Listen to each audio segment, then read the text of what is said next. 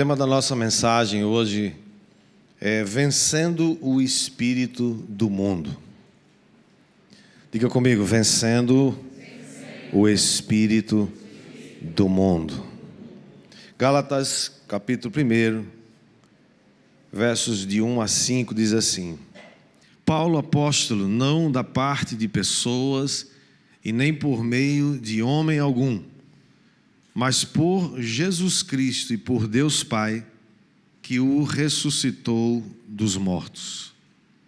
Verso 2: E todos os irmãos que estão comigo, as igrejas da Galácia, que a graça e a paz estejam com vocês, da parte de Deus, nosso Pai, e do Senhor Jesus Cristo, o qual entregou a si mesmo pelos nossos pecados, para nos livrar deste mundo perverso, segundo a vontade de nosso Deus e Pai, a quem seja a glória para todos sempre. Amém. Vamos orar? Abaixe sua cabeça. Pai, te damos graças, Senhor, pela tua santa, bendita e eterna palavra. Pedimos ao Espírito Santo que Ele nos fale, que Ele nos instrua. Senhor, eu peço que o Senhor traga pão do céu para nossas vidas hoje. Que a tua palavra, Senhor, seja e caia sobre nós como um orvalho de vida, e produza os seus efeitos para a tua glória, para a edificação da tua igreja, em nome de Jesus. Todos dizem amém?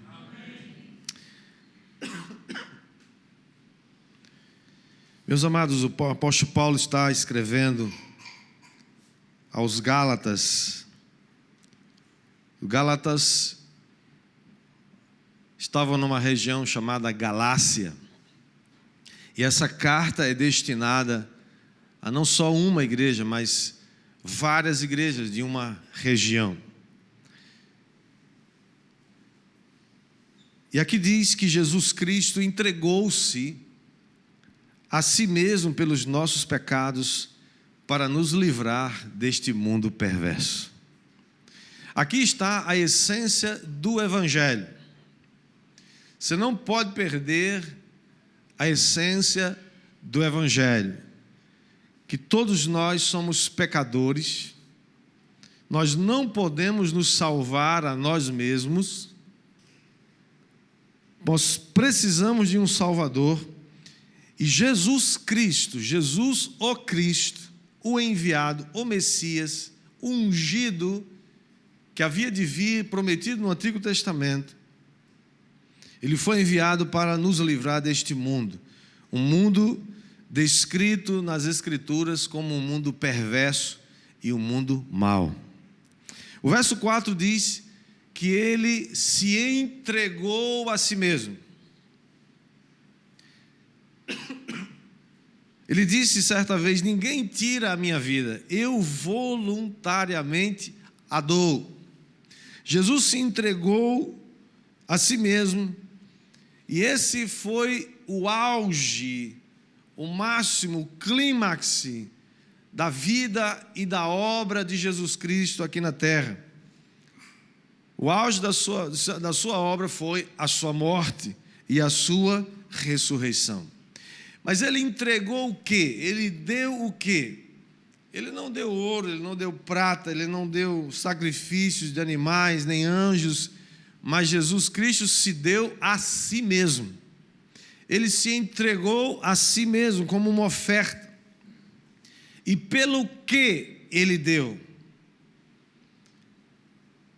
Ele deu em troca. Ele não deu nada em troca de uma coroa, ele não deu nada em troca, ele não deu sua vida em troca de algum troféu, mas ele deu a sua vida pelos nossos pecados. Diga amém. Ele não morreu para si próprio, seu projeto não era pessoal, individual, seu projeto não era se promover, o projeto e a obra de Cristo foi promover a mim e a você. Diga amém. Mas ao morrer naquela cruz, Jesus assumiu o lugar de toda a humanidade que se achava desesperadamente culpada. E como inocente que Jesus era, ele deixou-se executar. Ele se deixou morrer como um culpado, para que culpados como eu e você pudéssemos assumir o lugar do justo. Isso que Jesus fez. Ele tomou o meu lugar. Ele tomou o meu lugar, que era o lugar de culpado, para que eu pudesse tomar o lugar dele, que era o lugar de justo. Quem está entendendo, diga amém. Amém. O texto diz que essa entrega foi feita segundo a vontade do Pai. Deus, portanto, amados, não é um Deus espectador, que apenas observa o horror da existência humana. Deus é alguém que estendeu sua mão em nosso favor, porque Ele estava em Cristo, como diz o apóstolo Paulo em 2 Coríntios, capítulo 5, verso 19, ele diz que Deus estava em Cristo, reconciliando o mundo consigo mesmo, não levando em conta os nossos pecados, mas nos confiou a palavra da reconciliação. Embora esse mundo tenha sido criado para que refletisse a glória de Deus, esse foi o propósito de Deus, por causa do pecado, ele se encontra hoje, atualmente, em estado de rebeldia contra Deus. Ele continua hoje em estado de oposição contra Deus. Por isso, o mundo hoje é um mundo desordenado, é um mundo dominado por Satanás. Você precisa compreender o que você está fazendo aqui, que mundo é esse, o que estamos... Não é só aí estragou a surpresa, não era para você ter soltado agora. Calma. O mundo, irmãos, está dominado por Satanás. Você tem dúvida disso? Você olha só ao seu redor e você já vê o que está acontecendo ao nosso redor. O mundo está apodrecido. E ele já não entrou em decomposição completa e total, porque você e eu estamos aqui nesse mundo, e você é a luz do mundo, e você é o sal da terra. Se não fosse o sal da verdade de Cristo, essa terra já teria sucumbido, desaparecido há muito tempo. Portanto, queria compartilhar com você 3 coisas a respeito do mundo.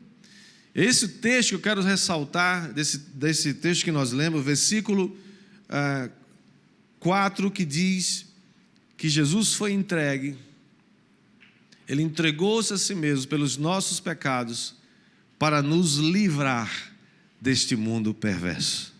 Primeira coisa que eu e você precisamos compreender, agora você pode soltar: o mundo está debaixo do domínio do maligno. Como é que você acha, como é que você sabe? A Bíblia diz isso, 1 João capítulo 5, verso 19, diz: sabemos que somos de Deus e que o mundo inteiro jaz no maligno. Essa palavra jaz não é muito comum para nós, só quando a gente vai no cemitério. Aí tem lá, algumas vezes, tem lá uma frase, aqui jaz os restos mortais do fulano de tal. Ou seja, ali repousa, ali estão os restos mortais de alguém. O que a Bíblia está dizendo é: o mundo, todo mundo jaz, está ali, repousa em cima dessa opressão, dessa força maligna que controla o mundo inteiro. Vivemos num mundo que está em franca oposição a Deus. Um mundo dominado pelo orgulho, pela cobiça. E um homem que é dominado pela cobiça passa a adorar o objeto da sua própria cobiça, tornando-se um idólatra. Se você adora alguma coisa, você vai se tornar parecido com essa coisa. 2 Coríntios, capítulo 4, versos 2, diz que o Deus desse mundo, que é uma outra palavra, um sinônimo de Satanás, diz que o Deus desse mundo cegou o entendimento dos descrentes. Ele tapou o entendimento, ele cegou, para que não lhes resplandeça a luz do evangelho da glória de Cristo, o qual é a imagem de Deus. Um espírito, irmãos, de encantamento, olhe para mim agora, por favor. Um espírito de encantamento saiu para enganar, para mentir. É um espírito mentiroso. Paulo nos adverte, escrevendo a Timóteo, 1 Timóteo capítulo 4, verso 1, diz: nos últimos tempos haverão espíritos enganadores e pessoas que darão ouvidos a ensinos de demônios. Agora, quando a Bíblia fala de ensinos de demônios ou espíritos enganadores, a gente pode ter a impressão que vem um capeta vermelho, com um tridente na mão, com uns olhos de fogo, uns chifres, não sei das quantas. A gente pode imaginar isso, mas isso não é assim. O engano não se apresenta como engano. O engano se apresenta como verdade. Uma nota falsa, junto de uma nota verdadeira, é muito parecida, sim ou não? Já teve a oportunidade de pegar? E os falsários estão cada vez mais equipados para se aproximar muito. Eu vi um dia desse um perito falando sobre isso. É tão parecido que talvez um leigo como eu e você, que não tem vivência com aquilo, seja facilmente enganado.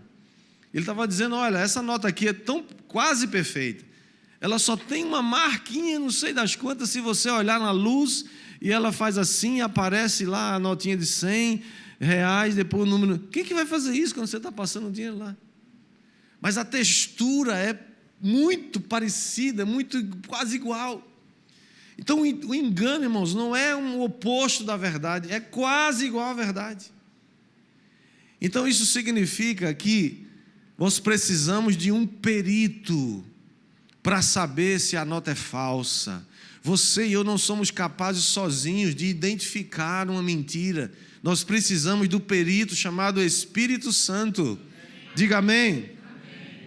Vivemos numa guerra cultural, uma guerra de altares, é uma guerra pela sua adoração.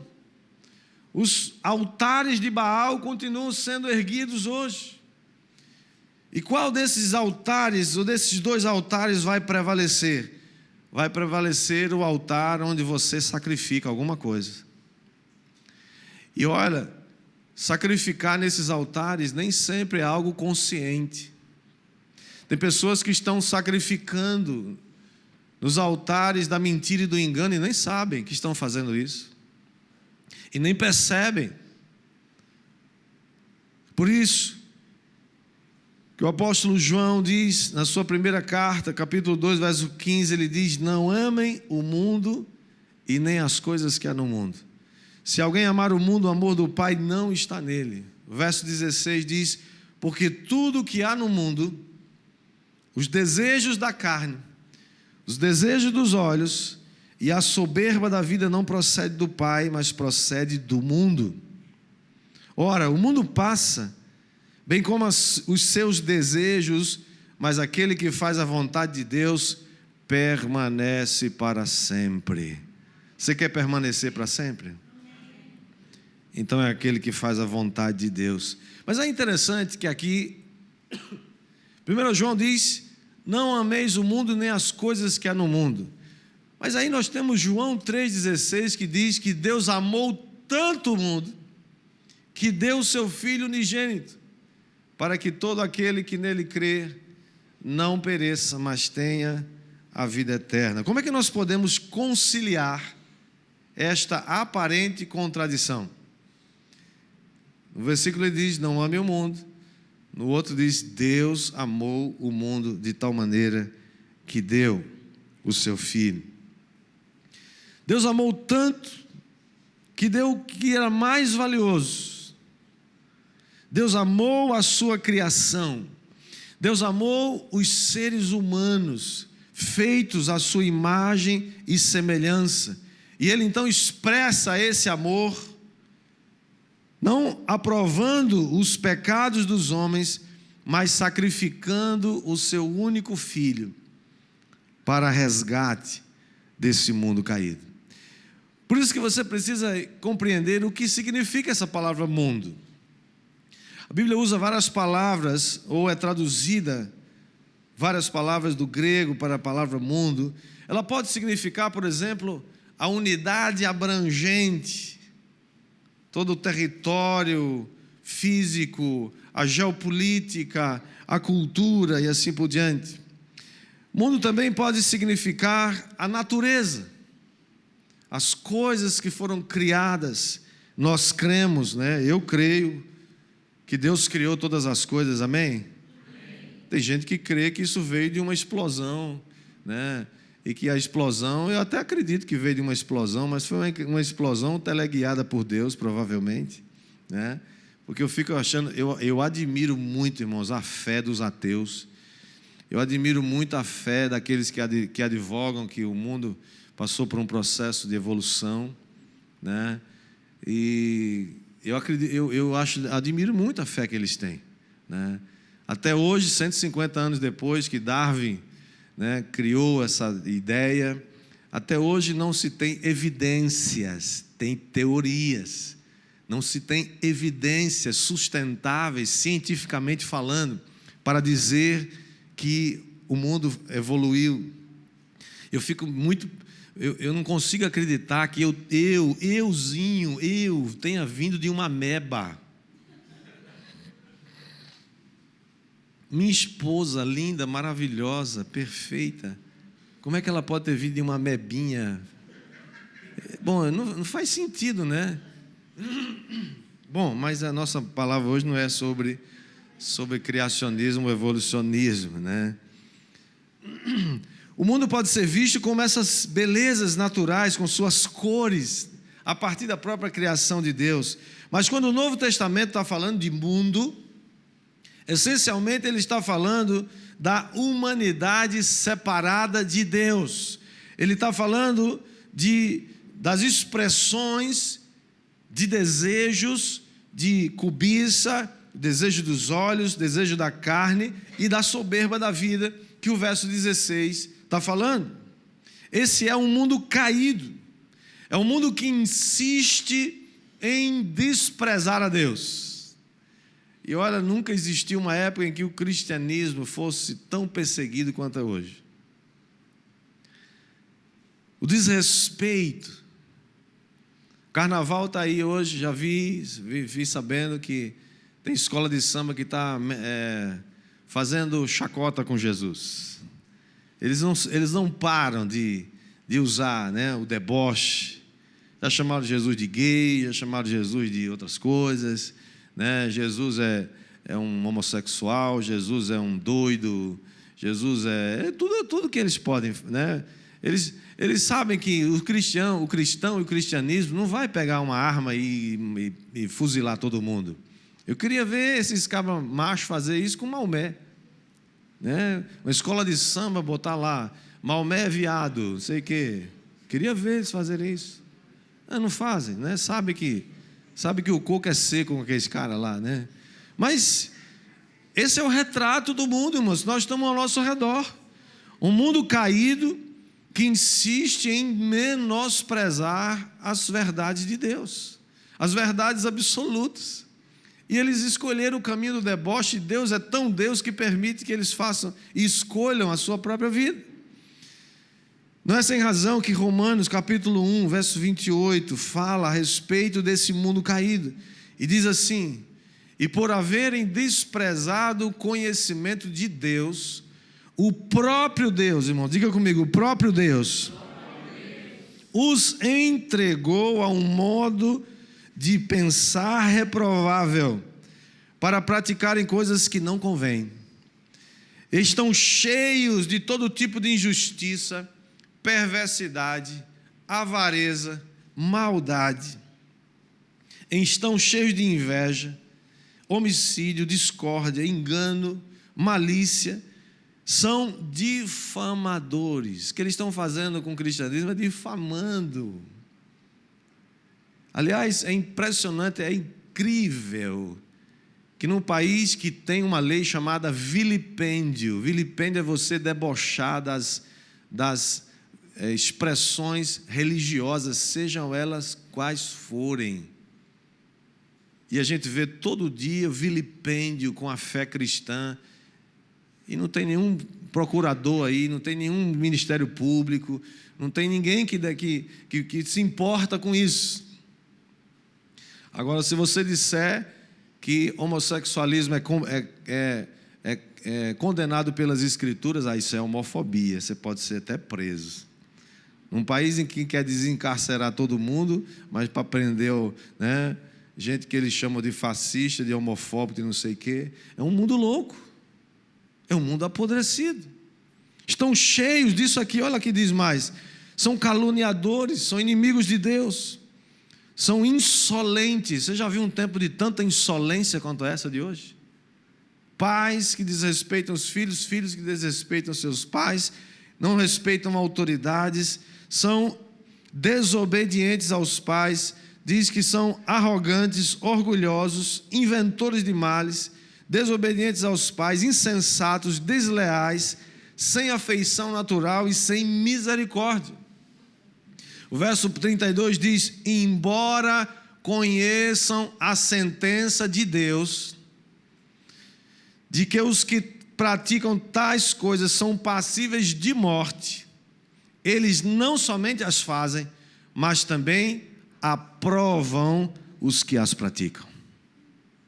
Irmãos, a Bíblia diz que um dia Deus há de julgar esse mundo. Deus há de julgar.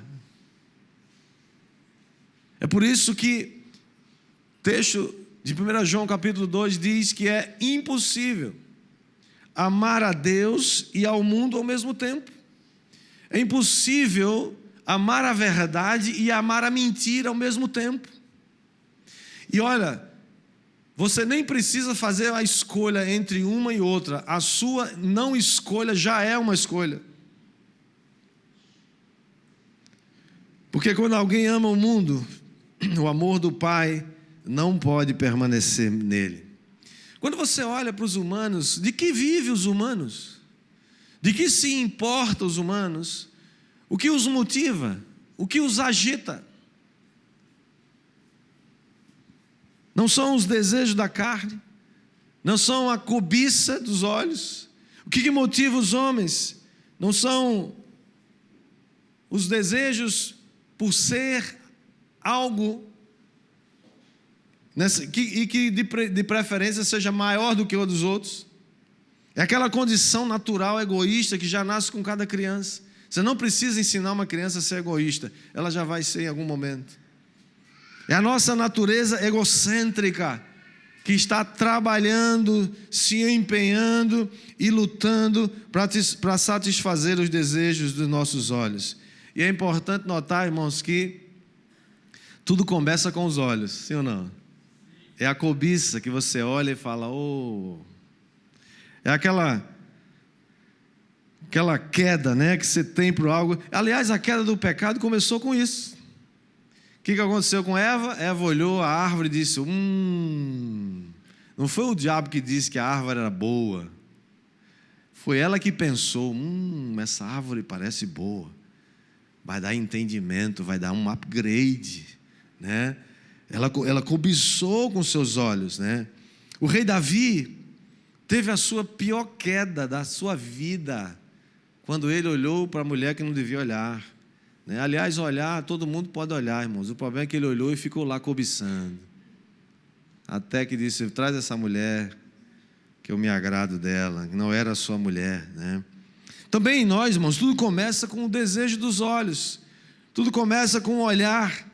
É dessa maneira cobiçosa, essa maneira de viver, que se consolida na soberba da conduta da sua vida, no orgulho daquilo que nós adquirimos ou daquilo que nós podemos adquirir ou conseguir ou conquistar, no desejo muitas vezes disfarçado de querer possuir alguma coisa que seja maior do que a do outro.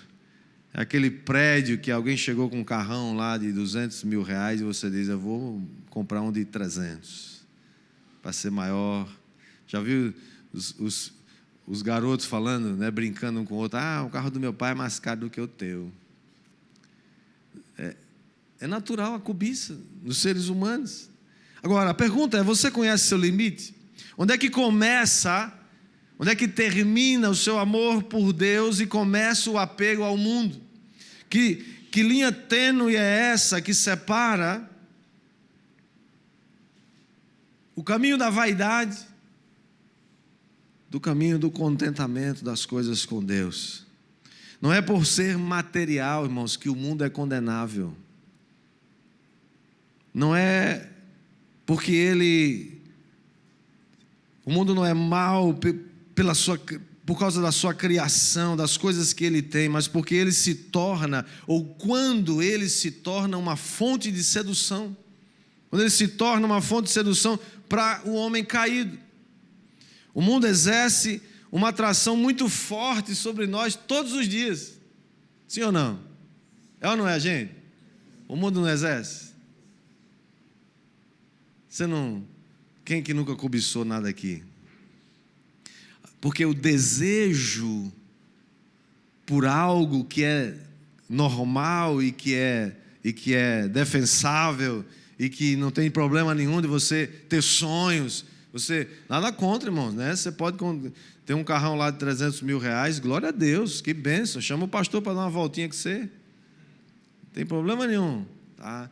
Estou falando é quando isso se torna uma fonte de sedução, quando o mundo se apresenta como um tesouro que vale a pena você conquistar e possuir, para que as pessoas olhem para você e vejam quanto você é bom e quanto você é melhor. Tiago capítulo 4, verso 4, ele diz, gente infiel, vocês não sabem que a amizade do mundo é inimizade contra Deus? Aquele, pois, que quiser ser amigo do mundo se torna inimigo de Deus. Segundo lugar, primeira coisa que a gente viu, qual foi? Quem lembra aí?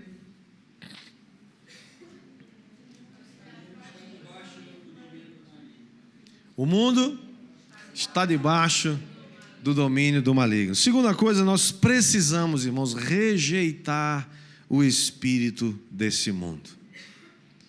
1 Coríntios 2:12 diz, e nós não temos recebido o espírito do mundo, mas temos recebido o espírito de Deus, para que conheçamos o que por Deus nos foi dado gratuitamente. O mundo, irmãos, olhe para mim agora, por favor. O mundo é regido por um complexo de regras, de valores, de princípios que foram produzidos e são mantidos por Satanás. Os reinos desse mundo estão debaixo do poder de Satanás. Os parlamentos desse mundo estão debaixo do poder de Satanás. As coisas ao seu redor estão debaixo do poder de Satanás. O poder de Satanás não é maior do que o poder que está em você. Ainda demorou, hein? Demorou. Mas existe, é uma realidade.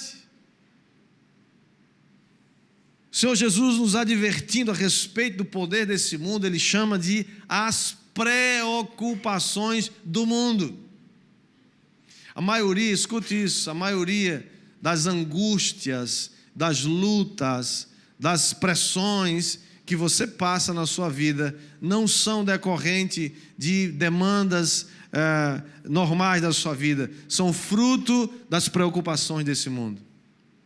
Em Lucas 21:34, o Senhor está falando, dizendo, tenham cuidado para não acontecer Que o coração de vocês fique sobrecarregado com as consequências da orgia, da embriaguez e das preocupações desse mundo. E para que aquele dia não venha sobre vocês repentinamente. O que são as preocupações do mundo, irmãos?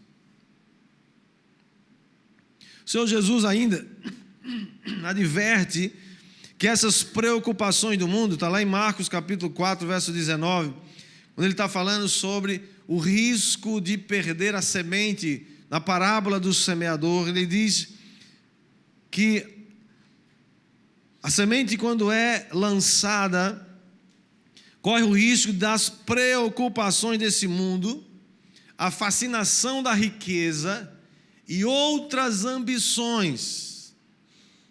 Irmãos, é muito tênue a linha que separa uma verdadeira, sensata ambição. Todo mundo tem que ter uma ambição na vida, todo mundo tem que ter sonho na vida. Os sonhos nos mantêm vivos, os sonhos nos mantêm motivados, os sonhos nos mantêm focados.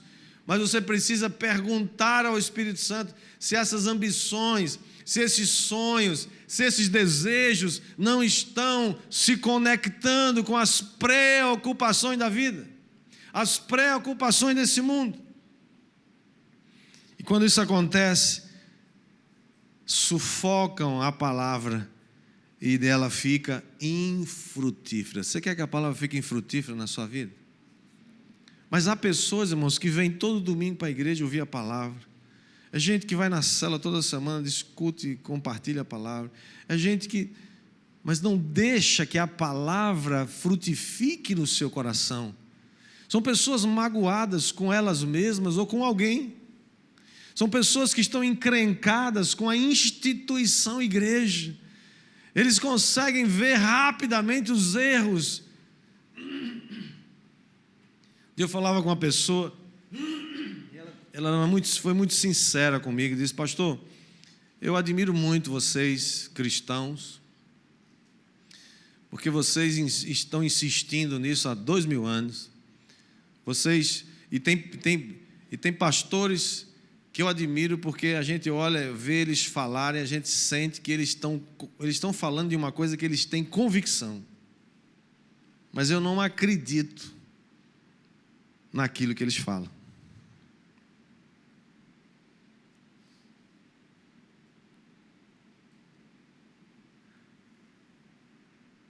E eu falei para ele assim: mas qual a razão que você deve ter alguma razão? Aí ele começou a falar. Então, começa pelos pastores da televisão, né? Ah, pastor que vende milagre. Igrejas que existem para arrancar dinheiro do povo. Pastores que fugiu com a secretária e deixou a mulher, não sei o que lá, não sei o que lá. Ele era um jornalista. Eu falei assim: me diga uma coisa, seu segmento, sua profissão, tem pilantra? Ou é todo mundo gente boa como você? Não, deve ter. Pois é, tem pastor pilantra também. E outra coisa, eu não conheço muito a sua vida, mas se eu conviver com você um dia, eu vou encontrar não um defeito, eu vou encontrar vários. Não preciso gastar muito tempo para encontrar um defeito grave na sua vida. Isso não significa que você é o defeito. Todos nós somos defeituosos e temos que ter consciência disso. Sem Jesus, nós continuamos sendo só defeituosos. Mas quando a gente confia em Deus e reconhece que nós precisamos de Deus, mesmo quando o processo dura a vida inteira, Deus sabe. É aquele fariseu que chegou junto de Jesus, né? Aliás, Jesus falou dos dois, né? O fariseu foi orar, diz: eu não sou como esses pecadores, eu sou bom. O outro lá, coitadinho, não conseguia nem levantar a cabeça. Batia no peito e dizia: Senhor, tem misericórdia de mim, eu sou um pecador. E Jesus disse: esse voltou para casa justificado e não aquele. Porque esse aqui está do alto do seu orgulho, da sua justiça própria. E muitas vezes nós estamos assim, do alto da nossa justiça própria: eu sou bom, não vou me misturar com essa gente. O apóstolo Paulo, escrevendo aos Colossenses, ele nos chama a atenção para não sermos enredados com os rudimentos do mundo. Colossenses 2,8 diz: tenham cuidado para que ninguém venha enredá-los com sua filosofia e vãs sutilezas, conforme a tradição dos homens, conforme os rudimentos do mundo, e não segundo Cristo. Irmãos, nós estamos num tempo louco, maluco demais.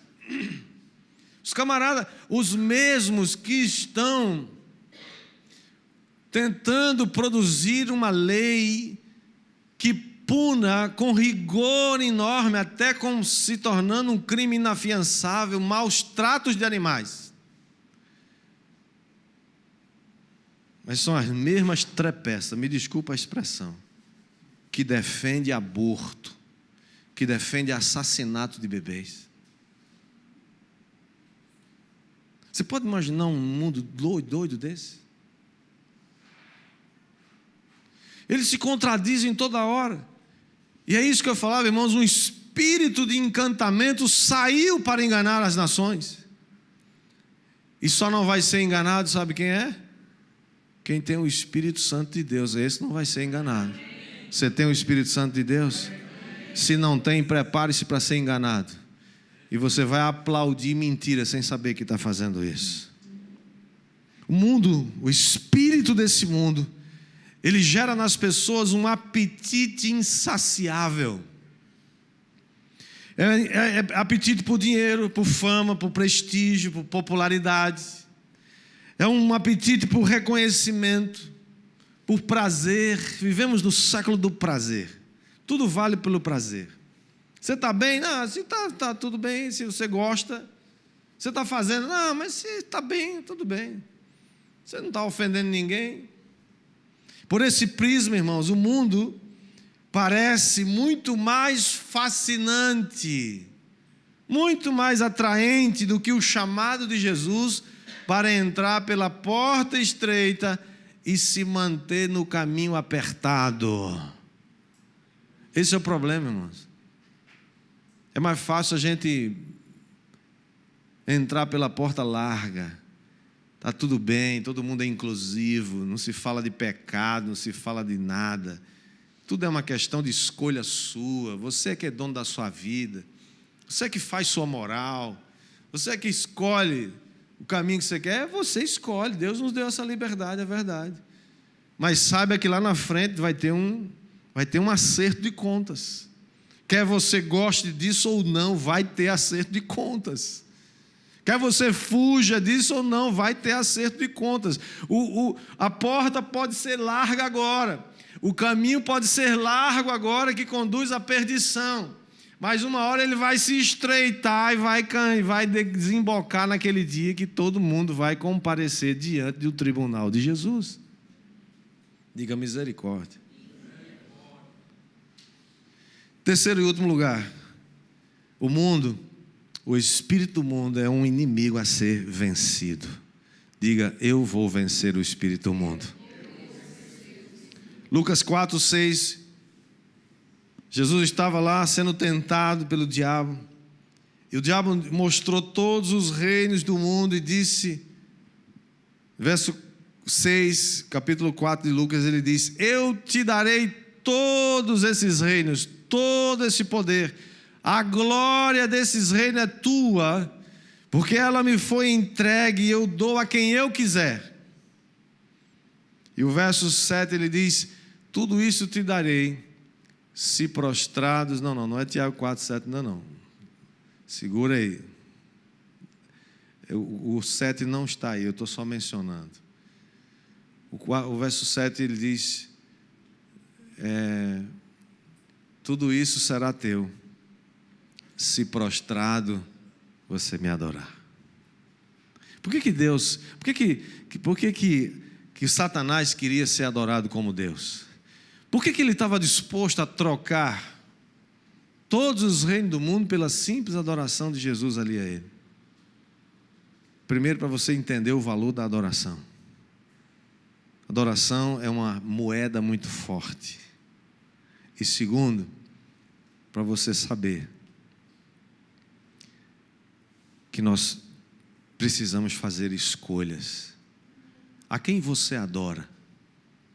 Tem pessoas que adoram deuses que nem sabem que estão adorando. Necessariamente você não tem que se prostrar diante de uma imagem de escultura que é abominação diante de Deus. Mas às vezes você está adorando alguém. Você está adorando a esposa, o marido. Você está adorando filhos. Você pode estar adorando o prazer. Você pode estar adorando sua carreira. Nada pode tocar na sua carreira, é um ídolo. Você às vezes está adorando o dinheiro, adorando a fama, trabalhando intensamente para ser conhecido. Satanás deseja ser adorado como Deus. Então ele usa o mundo como um instrumento dessa rebelião contra Deus. Como é que você vence Satanás? Agora Tiago capítulo 4, verso 7.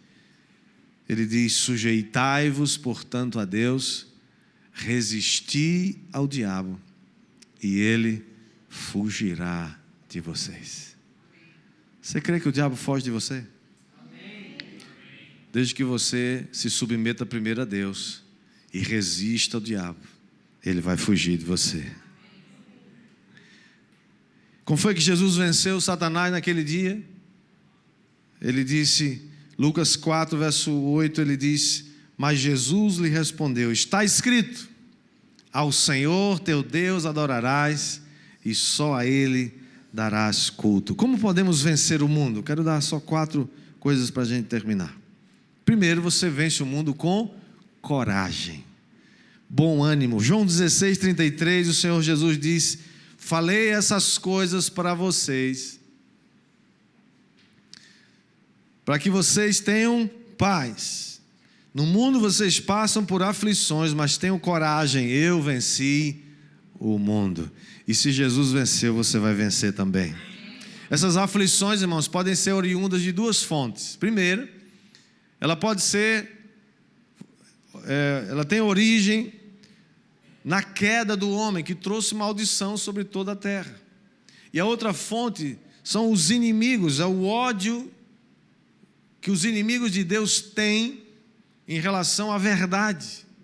Aqueles que defendem a mentira sempre vão colidir com a verdade, mas com bom ânimo e com coragem nós vamos vencer. Diga amém. Segunda maneira de você vencer o mundo é com fé. 1 João 5,4 diz: porque todo que é nascido de Deus vence o mundo, e esta é a vitória que vence o mundo, a nossa fé. A Bíblia diz que a fé é um dom de Deus. A fé é gerada em seu coração e ela vem quando você ouve a palavra. A fé vem pelo ouvir e ouvir a palavra. Se você não ouve a palavra, se você não medita na palavra, se você não lê a palavra, mas você lê outras coisas, você não vai gerar fé no seu coração. Pessoas que estão perdendo a fé, muito fácil, é só olhar a vida delas. O que é que você lê? O que é que você medita? Você ouve quem? Você ouve os filósofos do mundo todo, mas não ouve a palavra. Você vai ser um outro filósofo talvez, mas não vai ouvir a palavra e gerar fé. Terceira maneira de você vencer o mundo é pelo Espírito Santo. João 14, 16, o Senhor Jesus diz assim: eu pedirei ao Pai, e Ele lhes dará outro Consolador, a fim de que esteja com vocês para sempre. O Espírito da verdade, que o mundo não pode receber, porque não vê nem o conhece. Vocês o conhecem, porque Ele habita em vocês, Ele habita com vocês e estará em vocês. Que coisa maravilhosa, saber que o Espírito Santo habita conosco e está em nós. E por último, renove sua mente. Você quer vencer o espírito desse mundo? Precisa renovar sua mente. Como? Romanos 2, 12, 2 é o texto. Cadê a banda? Vamos ver aqui, por favor. Diz: não vivam conforme os padrões desse mundo, mas deixem que Deus os transforme pela renovação da mente, para que possam experimentar qual é a boa, agradável e perfeita vontade de Deus. Que o Senhor aplique essa palavra ao seu coração.